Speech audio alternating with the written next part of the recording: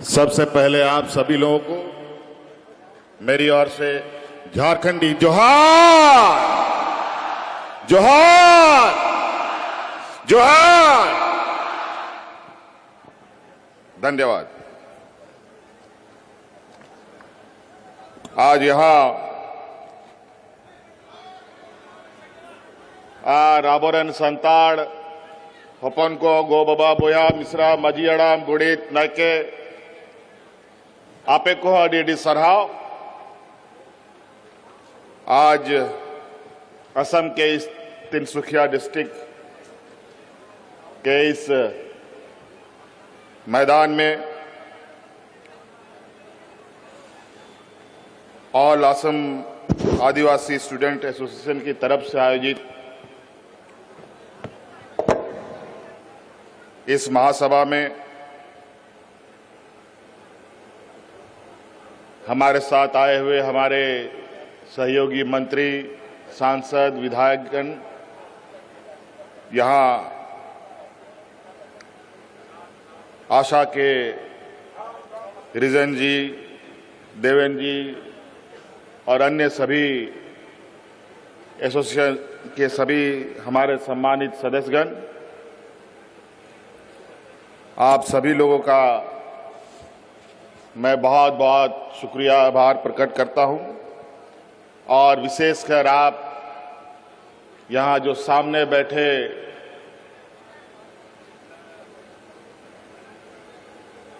असम के विभिन्न कोने से आए हुए हमारे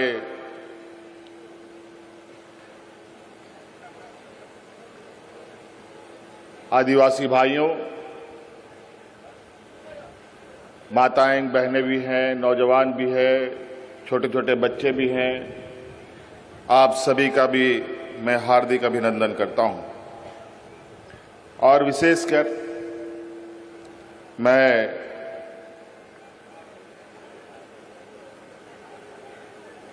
आपके बीच एक फायर ब्रांड नेता जो आपके अगुवा रहे,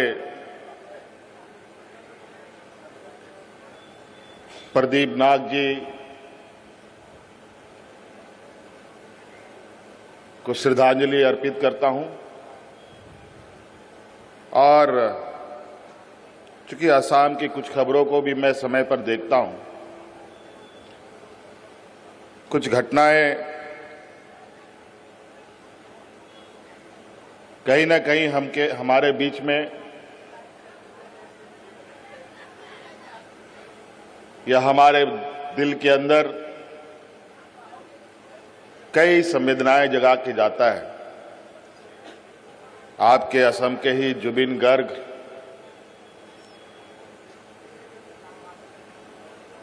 की अचानक मौत, जो पूरे देश के लिए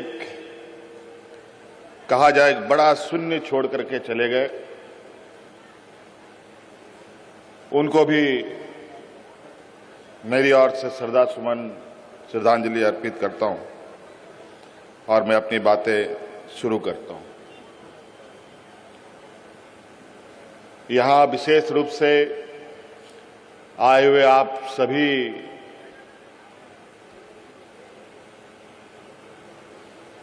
जो बरसों से 100-150 साल से रह रहे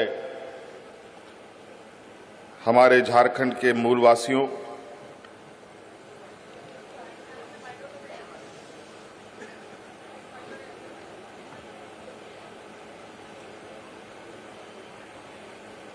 असम के अंदर विशेष रूप से आज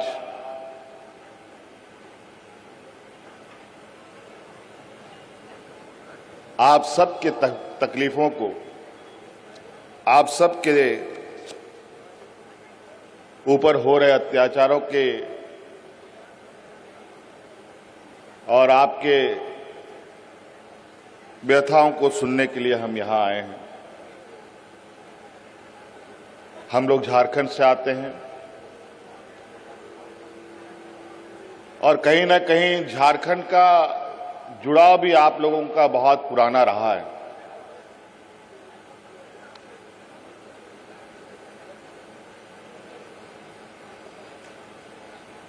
झारखंड एक ऐसा प्रदेश है जहां भारत देश का लोग सपना भी नहीं देखता था आजादी का। उस समय से हमारे पूर्वज अंग्रेजों के साथ संघर्ष करते थे। भगवान बिरसा मुंडा, सिद्धू कान्हू, तिलका मांझी, अनेक लोग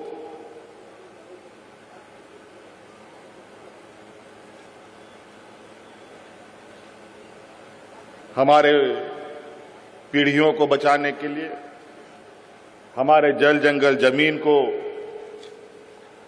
बचाने के लिए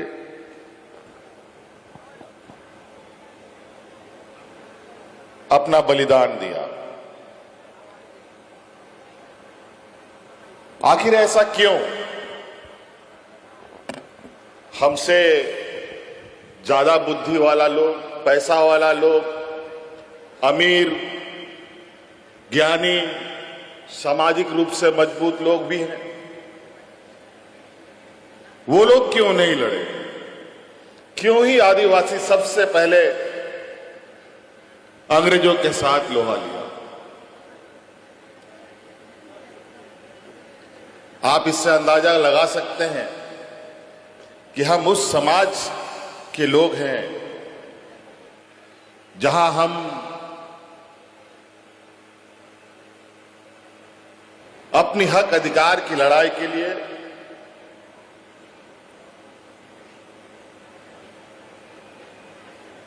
हमेशा संघर्ष किया है। आदिवासी, दलित, पिछड़ा, ये ऐसे शब्द हैं जो समाज के सबसे कमजोर और सबसे निचले पायदान में रहने वाले लोगों का। ऐसे क्या परिस्थिति आ गई जो यहां का मूल वासिंदा आज अलग अलग कोने में बिखर कर कई जगहों पर हास्य की स्थिति पर है।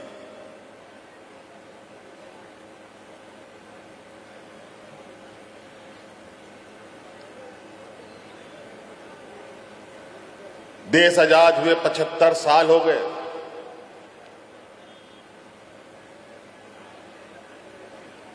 कई नीतियां बनी, कानून बने, संविधान में हमें रक्षा कवच मिला। उसके बावजूद आज हम कहां हैं? आज हम कितना संघर्ष कर रहे हैं?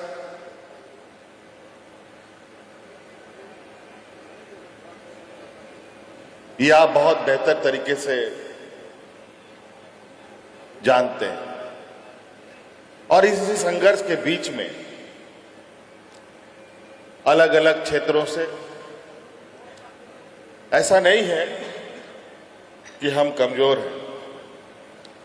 हमें थोड़ा समय लगता है। हम सामाजिक रूप से कमजोर हैं, आर्थिक रूप से कमजोर हैं, बौद्धिक रूप से कमजोर हैं।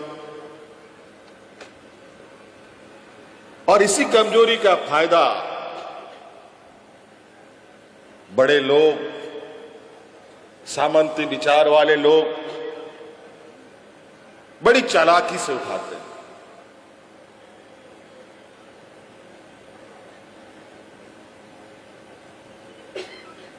आदरणीय दिसोमगुरु शिबू सोरेन जी आज हमारे बीच में नहीं है।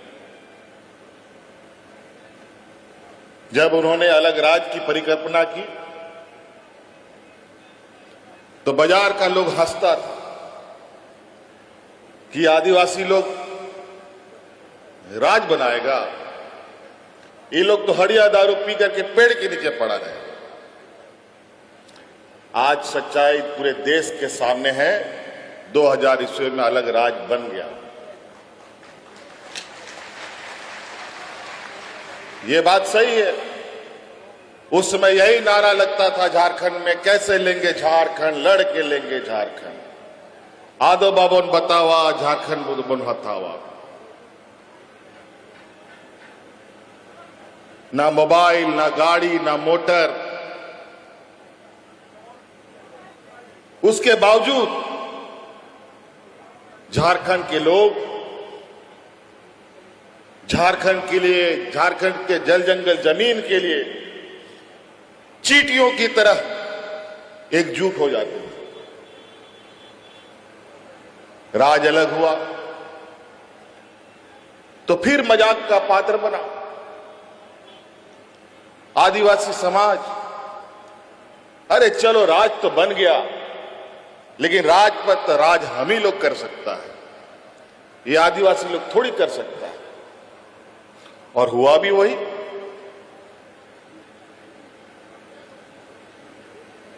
हम लोगों को तो राज लेना था। हमारे अग्रणी नेताओं ने सोचा कि राज अलग होगा, झारखंड के आदिवासियों का, वहां के मूल वासियों का विकास होगा।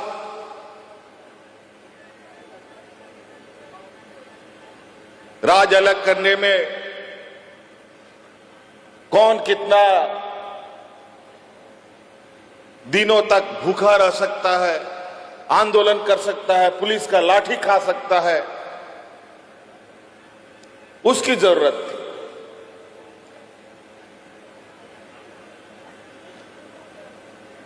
और नतीजा ये हुआ कि हम सब लोगों का विधायक कम और हमारे विरोधियों का विधायक लोग ज्यादा बन गया,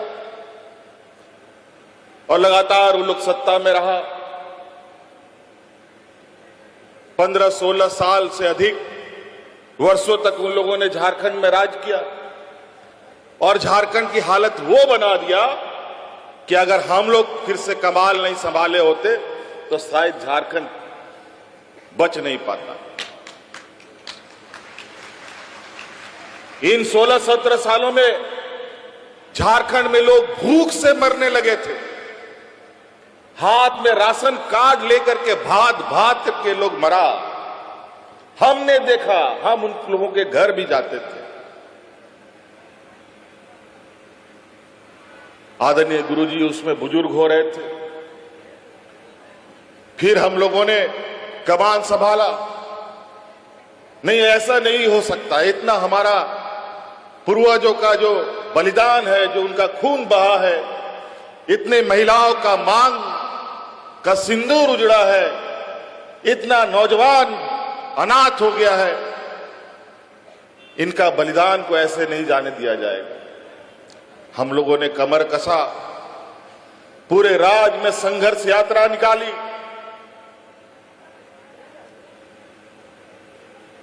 एक एक गांव, एक एक घर, टोला मोहल्ला तक हम लोग गए, लोगों को जगाने के लिए कि राज्य को बचाना है। कुछ दूर तक आवाज पहुंची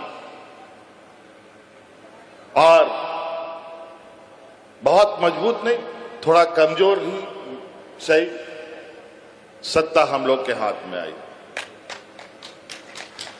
उसके बाद फिर हम लोगों ने जो 5 साल के अंदर जो वहां के आदिवासी, वहां के मूलवासी, जिनके पास जो लोग कभी ना शहर देखा, ना ब्लॉक देखा, ना डीसी, एसपी, सीओ, किसी को नहीं जानता, ऐसे लोगों तक हम लोग की आवाज जाने लगी, हमारी योजनाएं जाने लगी।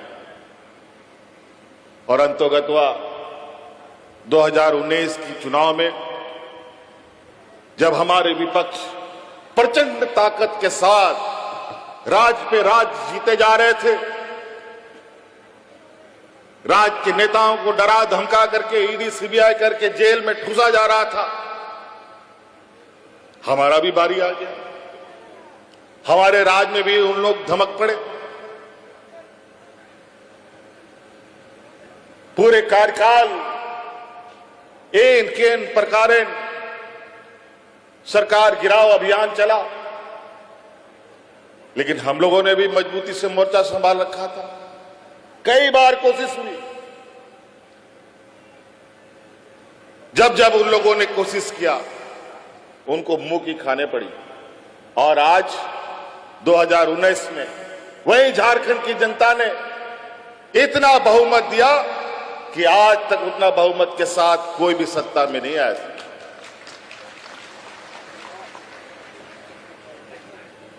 क्योंकि उनको पता है कि उनका दुख दर्द अगर कोई समझ सकता है तो हमारा ये समाज के बीच का ही आदमी समझ सकता है,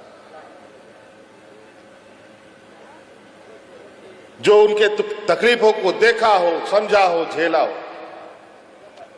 आज जिस अंग्रेजों के साथ हमारे पूर्वज लड़ाई लड़ते थे, संघर्ष करते थे, और जो अंग्रेज हम लोग को गुलाम बना करके बंधुआ मजदूरों की तरह हम लोग के साथ व्यवहार करता था, आज उन अंग्रेजों के बगल में हमारा नौजवान जब बैठ करके उसके साथ पढ़ाई पढ़ा, बड़ी शिक्षाएं ले रहा है।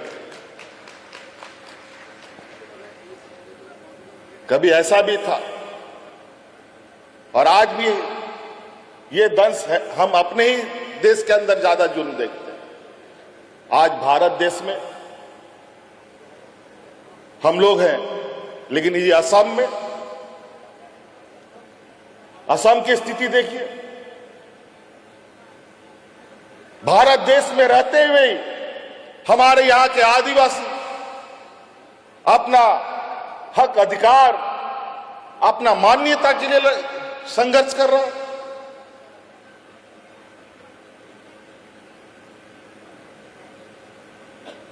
ये तो बड़ा ही विचित्र बात है।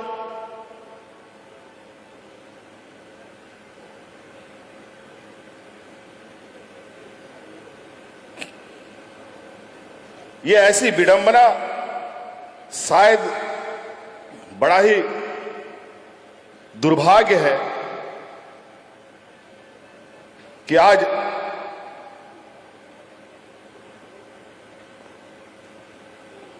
अपने ही देश के अंदर हम लोग अपना अधिकार, अपना मान्यता पाने के लिए संघर्ष कर रहे हैं। बातें कई सारी, एक एक पीड़ा अगर हम लोग पर बहस करेंगे तो बहुत लंबा बहस होगा। चाय का उद्योग, इस देश का चाय का उद्योग आदिवासियों के खून पसीने से चलता है। पूरा देश का चाय का उद्योग, और आज आदिवासी किस हाशिए पर है? अभी तो हमारे चमड़ा लिंडा जी ने बताया कि अलग अलग राज्यों में क्या मिलता है। आज आपको न्यूनतम मजदूरी भी उपलब्ध नहीं है।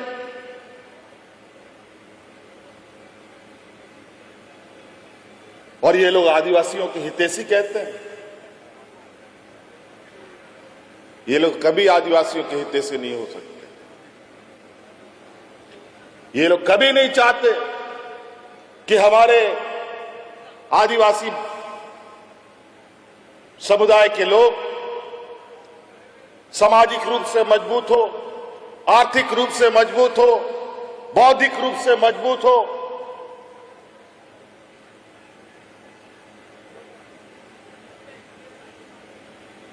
अगर हम बौद्धिक रूप से, आर्थिक रूप से बौद्धिक मजबूत होने लग गए तो हम अपनी हक अधिकार की बात करेंगे, हम अपने जल जंगल जमीन की बात करेंगे, हम उनसे बहस करेंगे। हम बहस ना कर पाए, इसीलिए अलग अलग तरीके से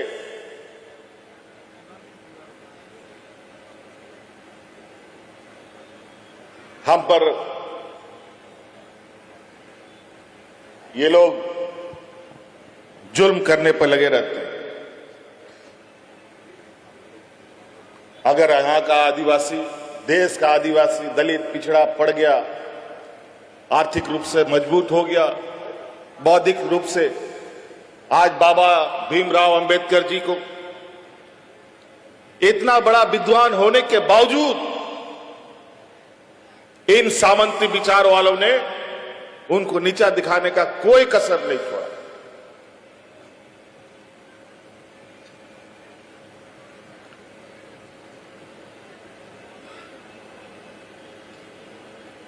अगर आज हम लोग का समाज मजबूत होगा तो उसके घर में बर्तन कौन मांजेगा, उसका गाड़ी का ड्राइवर कौन बनेगा, घर में मालिक कौन करेगा।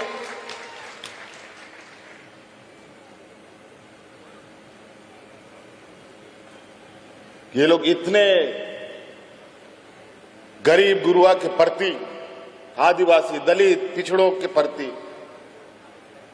इतना जहर इनके अंदर है कि नाक सांप भी फेल हो जाए, इतना ये लोग के अंदर द्वेष है।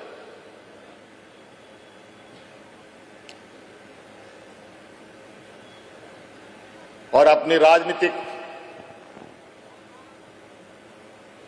लक्ष्य को साधने के लिए पूरे देश के अंदर एक ऐसा माहौल खड़ा कर रखा है, सबको एक दूसरे से लड़ाकर। और अभी तो चुनाव है, अभी बंगला और मुसलमानों के पीछे पड़ा।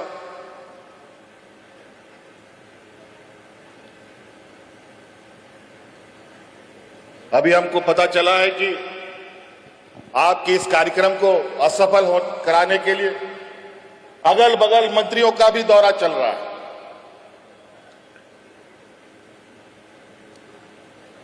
लेकिन हम